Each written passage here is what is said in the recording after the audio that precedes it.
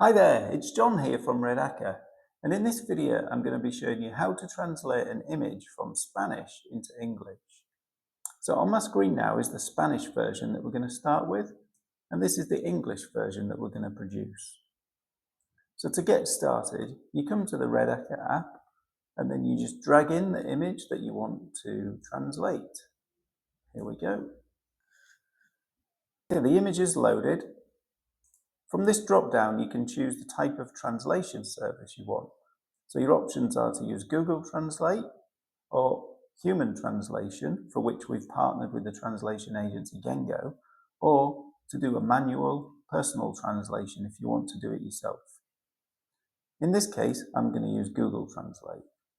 You can see that input language has been recognized as Spanish, and I have English set as my default language, so that's also been pre-selected here. You can adjust the input text which is sent for translation. You can see these areas of text have been recognized and they have red boxes around them. That means that they won't be sent for translation. They've been filtered out, if you like. Further down the page, these two areas of text have green boxes around them. That means that they will be sent for translation. I'm happy with the selection, so I'm just going to cancel out of this screen. I just click Translate to translate them and then Confirm. It takes a few seconds to process, and when it's ready, you'll see the Translation Complete button appear. We click Open to open the edit canvas, and there you go, you can see the English text has arrived.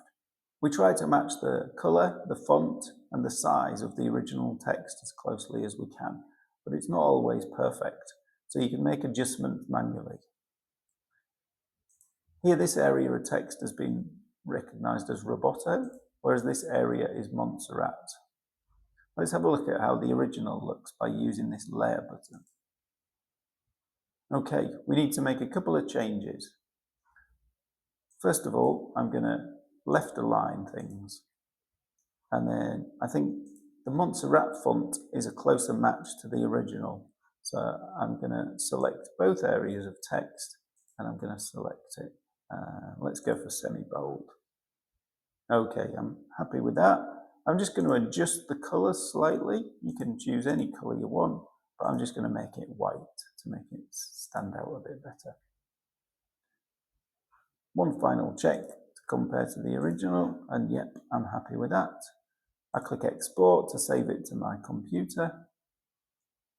And let's have a look.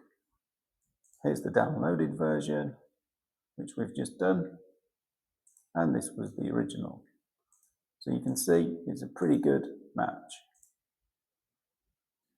You get 5 free credits when you sign up. So go to redaka.co and sign up for an account to give it a try.